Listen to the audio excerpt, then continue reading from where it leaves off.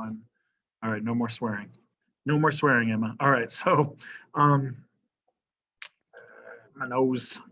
All right, so let's start with the new number.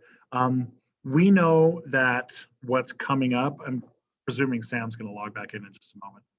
We know that when what's coming up is 9/11, right? In our timeline, we know that 9/11 is going to happen right after Clinton leaves office, and so the question that because we know that's coming, we need to ask ourselves, how could we have seen it coming? Like, what are the events leading up to this big event? So I'm going to tell you right now, the people of the 90s, the people of the 90s, the people of the 2000s did not see 9/11 coming. When 9/11 happened, it was shocking. It was shocking, right? So I'm going to tell you now because I was there. I was like I was like 22 when 9/11 happened, right? And so when it happened, it was shocking. Now in 2021, we can look back in time and we can see clearly that things were happening. We can clearly see the buildup. All right, so our first big number, it's pretty late. I think it's like S. I think you know what it is.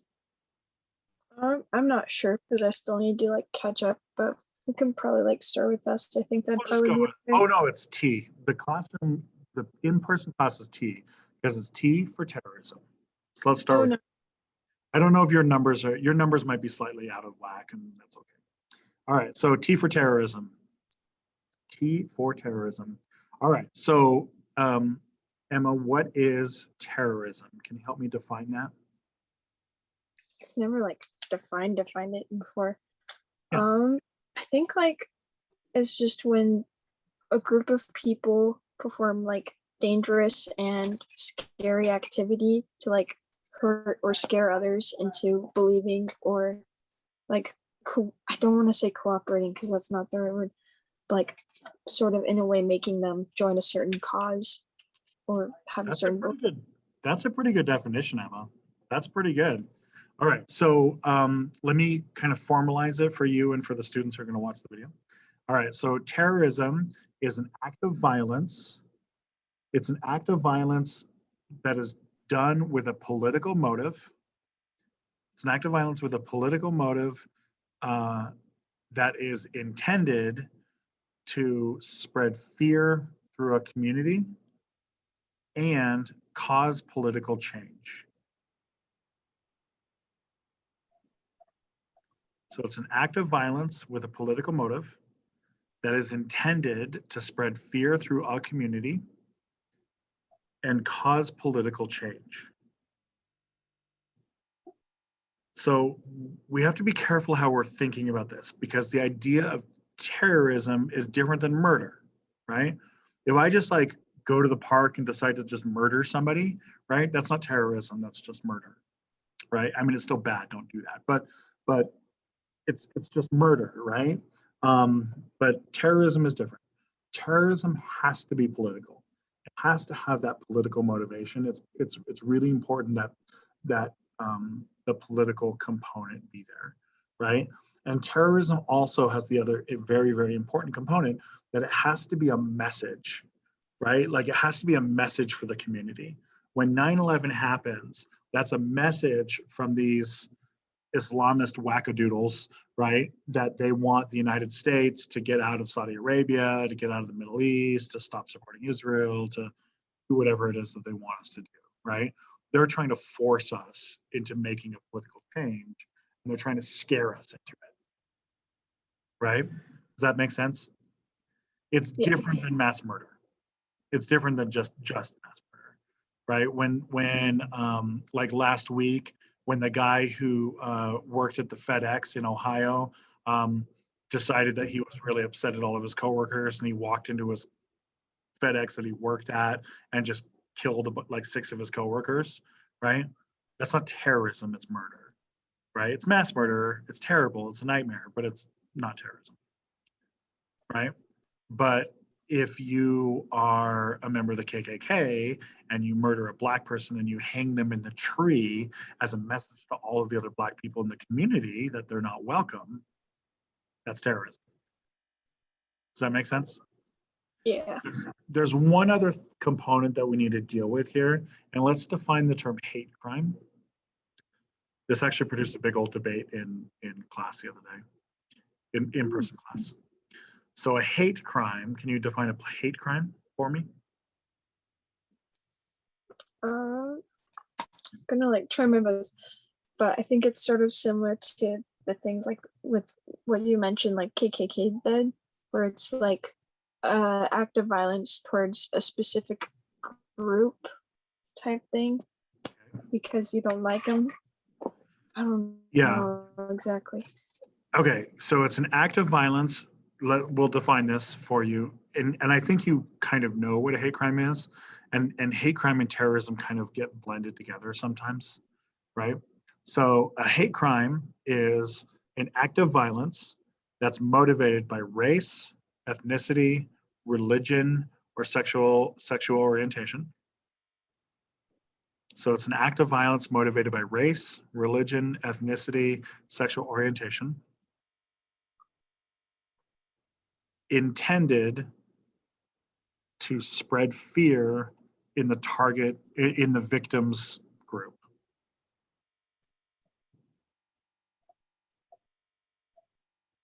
Right? So if somebody, murders a transgender person, right, as a message that they don't want transgender people in the community, right? That's intended as a message to the transgender people in the community. Right? And right now, today in 2021, transgender people are usually the most vulnerable to this. So we'll be clear, there's a lot of groups that are vulnerable, right? In the last like 5 or 6 years, we've seen we had the people who shot up the synagogue in Pittsburgh attacking Jews. We had in the Black Lives Matter protests, we had like 6 examples of Black people being lynched.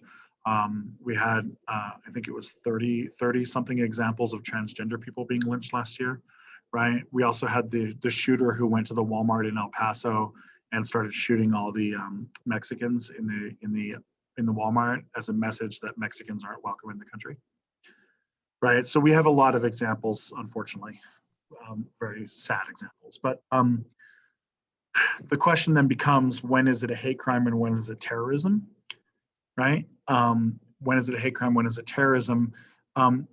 Usually there's like specific definitions in the state where the crime is being done. Right. Usually there's specific definitions in the state, but there's also oftentimes it includes a scale, right? Terrorism is usually has multiple victims. It usually has lots of victims, where hate crimes usually are individuals. It's not always the case, but generally speaking, that's a truth. Okay? All right. So in your notes, what I want you to do, make sure you have like a good half a page, or maybe start a new page or something. Make sure you got some space. And we're going to make a column, 2 columns. So divide it in half and make 2 columns. On one side, I want you to put domestic terrorism. And on the other side, I want you to put international terrorism. Unfortunately, the 90s is where we're going to start seeing the growth of both of these. Okay. All right. So can you define domestic terrorism for me? Is it sort of terrorism that happens like on the home front, like in our own country type thing? It is, but international terrorism oftentimes happens inside of our country as well. So 9/11 happened inside of our country, right? The difference is that domestic terrorism is carried out by American citizens, and usually has no connections to international organizations. So this could be something like, the KKK choosing to burn down a Black church, like they did in South Carolina a few years ago, right? Could be like them choosing to. I think that was 5 years ago when that happened, right? That's done by American citizens, usually in the United States, and not connected to outside forces, outside organizations. Okay, so international terrorism can be done anywhere in the world, including the United States, but is primarily organized outside of the United States. Primarily organized outside of the United States. Now, of course, these definitions can be changed for whatever country you're talking about. Of course, you could just take United States out and put in like Brazil or United Kingdom or Russia or whatever, right? The definition still works the same. I'm just giving you an America-centric definition because it's US history. But the definition functionally is the same. Okay, so this means that something like 9/11, which happened in the United States, was we classify it as international terrorism because the people who did it were international. The organization that did it was international, right? Even though the targets were Americans. Does that, you're with me on that? Yeah? Yeah. Okay. All right, so let me pull up the screen here. Sam may not be coming back because Sam is already almost at his A. Ooh. Yeah, yeah. He's got 350 points already, so he may be just decided that he doesn't want to do this anymore. So, all right. Okay, so the first big act of terrorism that we have is, let's put this in the international side. Put this in the international side is we're going to get the Beirut bombings. So the Beirut bombings, they happened in 1983. So this is during Reagan's. We're going back in time a little bit. And they happened in Beirut, Lebanon. Beirut is the capital of Lebanon. And you may have noticed that Lebanon is not the United States, right? So why is this an American history class? Because the victims were Americans. So this is an example of a building that the US military was renting the building. And so the building was filled with US Marines. It was where they were sleeping at night. And so a truck bomb drives up to the building, blows up the side of the building, and kills 300 Marines. 300 people, most of whom were Marines. Right? Some of them are civilians, but most of whom are Marines. And so in this case, we count it as American history because the targets are clearly American. Okay. So this is going to get us into one of these two big major things that we're dealing with international terrorism, right? And so you can put underneath there, put a line where you can say things unique to the United States involving international terrorism. First, number one, it's oftentimes what we call state-sponsored. It's state-sponsored terrorism, which means a country is backing it up.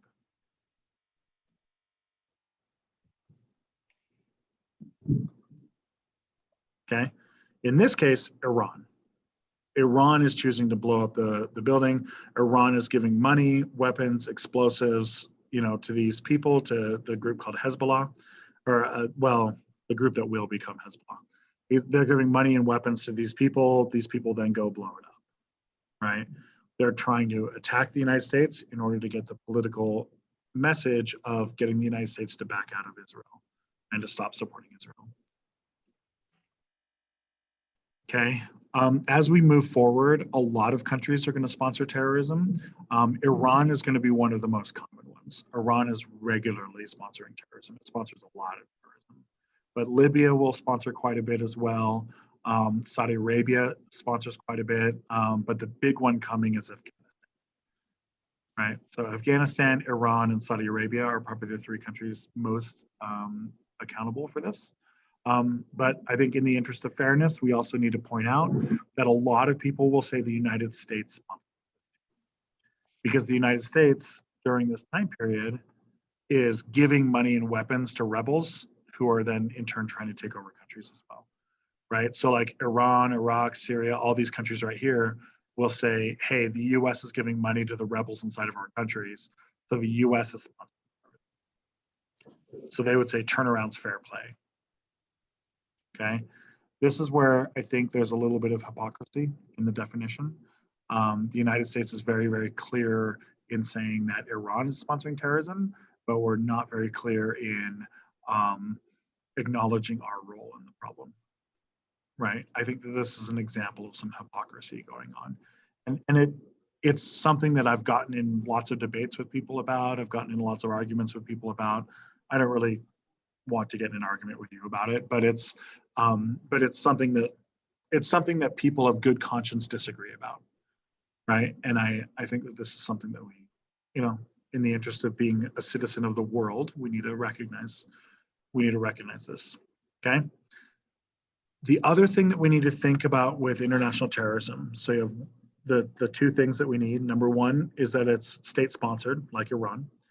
The number two thing that we need to keep aware of is that in the case of the United States, most of the terrorism attacking us is coming from the Muslim world. It's coming from the Islamic section of the planet. Now, this is really tricky, okay? I do not want you walking away from my class thinking that Muslim equals terrorist, because it's not true, right? It's not true. It not only is it not true, it's also stupid and racist, right? So I don't want you to think that. Muslim does not equal terrorist. There's almost 2 billion Muslims on the planet. If they were all terrorists, we would all be dead a million times over, because, 2 billion people, right? So clearly that's not the case, right? But we do need to acknowledge that our terrorism is not coming from, it's not coming from Japan, it's not coming from China, it's not coming from Brazil, it's not coming from Europe, it's coming from the Muslim world. When you're dealing with terrorists, the word you need to use is Islamist. Islamist. They'd say Islamist fighters, Islamist attacks. Okay, so ISLAMIST. You need to be very careful here, because you might mistakenly say the word Islamic with a C, right? What does Islamic mean? It means like you're a follower of that religion, not like an extra term. Wait, hold on. So almost, you're close.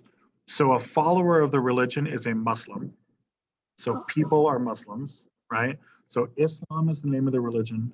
Muslim is the name of the person in the religion, right? Islamic is the adjective describing objects that are related to the religion. So you would say something like, the girl was reading an Islamic book, right? In that case, you know that she's reading a book about Islam, right? She's reading the Quran or a book about the Quran or something like that, right? Or you could say, the people met for services in the Islamic building, right? Or this Friday is an Islamic holiday, or Egypt is an Islamic country, right? In all of those usages, it has nothing to do with terrorism at all, right? Those are just descriptors of the religion. That's all it is, right? It's just a neutral statement. It's just a descriptor of the religion. The same way you would use the word Christian or Jewish or Mormon or whatever, Hindu or Buddhist, right? You with me? Yep. Islamist is the terrorist groups. Now, it gets extra tricky, and this is why I don't like to call them Muslim terrorists, because murdering people is anti-Islamic, right? Like Islam explicitly prohibits you from murdering people. It explicitly prohibits you from like driving trucks up to the building and blowing people up. Like you are not allowed to do that, because that's murder and that's not how it works. You know what I mean? And so these guys, and they're basically almost always men. These men are claiming to be Muslims, and they're claiming to be good Muslims, right? They're claiming that they're doing it in the name of Islam, but they're in fact not good Muslims. I'm a better Muslim than they are, and I'm not a Muslim, right? It's by the virtue that I don't murder people, right? Like I'm not murdering anybody, and they are, which is a bad, right? Right. If you want to think about it in the United States, the terms of the United States, the KKK claims to be a Christian organization. They claim to be murdering Black people in the name of Jesus. Right? Now, can you think of any Christians in the country who would agree that those guys represent Christianity? I don't think they do, right? I'm not a Christian scholar, but I'm pretty positive Jesus tells people to murder nobody, right? Like I'm pretty positive Jesus is anti-murder. You know what I mean? I know this isn't a religion class, but I feel like that's kind of a basic idea, right? Jesus is anti-murder. Well, Islam is also anti-murder. Okay, so I this is something your generation is not as bad at as my generation. My generation was there when 9/11 happened, and my generation was really bad about it. My generation was really bad about equating Muslim equals terrorist. Your generation's much better at it, and good job. I like that. Nicely done, right? And you're used to being in classrooms with lots of Muslims, right? Like basically every classroom has like 2 or 3 or 4 Muslims now, right? So that wasn't the case when I was a kid. When I was a kid, my classroom was like 100% white people, right? So like, it's a different world. All right. Are you with me on this? Yeah, Cool. we're still good. Say what? Oh, we're still good. We're all good? All right. Mhm. Okay, so let's jump ahead to, where is it? Come on, buddy. You can do it.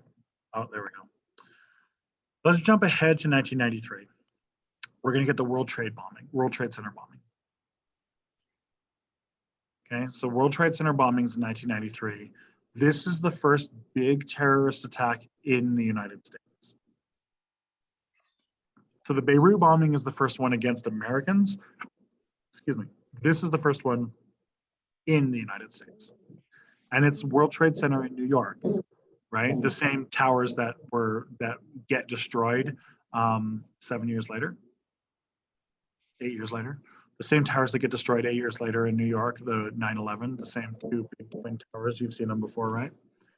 So in this case, the asshole down here, Ramza Youssef, he decides that it's a really good idea for him to drive a truck full of explosives into the parking garage in the basement of the building. And then he sets a timer on it and then he leaves and it blows it up. And his intention is to topple the entire tower and he wants the entire tower to come crashing down. He failed in that he did not topple the tower, but he succeeded in that he did kill 6 people and injure 1,000 people, right? He did do quite a bit of damage. Now, why do we care about this? We care, first, it's the first one in the United States. But number 2, we care about this because New York City learns how to handle terrorism because of this event. As it turns out, when this bomb goes off, New York doesn't know how to evacuate skyscrapers. It does not know how to evacuate big skyscrapers like that. It does not have like coordination between fire departments and ambulances and fire and police and stuff, right? Those groups just don't coordinate with each other, right? It does not have organization for evacuation, organization for care, organization for any of this stuff. New York finds out that they actually find that people are injured and injuries are worse because they don't know how to deal with it. So New York does what New York does and it learns from its mistake, which means that by the time 9/11 happens, New York is maybe the most qualified city in the entire world for dealing with terrorism. New York kind of recognizes that if terrorism is going to become a real thing in the future, that New York is probably the target, right? Right? I mean, how many terrorists are sitting around in caves in Afghanistan, like planning out their attack on Boise, Idaho? Like, no one's going to do that. You know what I mean? Like, no one's going to do that. And, they blow up Salt Lake City and the rest of the country goes, yeah, I get it. Right? But like, New York's like our Paris sort of thing, where it's like one of our big things. Exactly, right? If you want to attack the United States, if you really want to hurt the United States, what city do you attack? New York. New York, right? You attack New York, and New York more than any other city is the one you attack. I mean, Americans will be upset if you attack another city too, but not like New York. New York is like our cultural capital. It's our biggest city. It's the center of our finance. It's the center of our economy. It's the center of our culture. It's the center of our, you know, our history, right? Like, I mean, how many times has New York come up in my class? A lot, right? More than any other city, right? So New York recognizes this. This is good. This is good because when 9/11 happens, the Twin Towers in 9/11, the Twin Towers have a population of 45,000 people. Let it sink in for just a moment. 45,000 people work in those buildings, right? And when those airplanes hit those buildings and topple them and they fall, come crashing down, we only lose 3,000, right? I don't want you to walk away thinking 3,000 is a small number because it's still quite a bit, right? I mean, we still lost a lot of people, but we only lost 3,000. We could have lost 40,000 or more, right? If the building tipped over sideways on a bunch of people, like, I mean, it could have been much worse. It could have been much worse. And a big part of that is the way New York knew how to. Okay. We also know that Ramza Youssef is part of the group that will become Al Qaeda. Okay.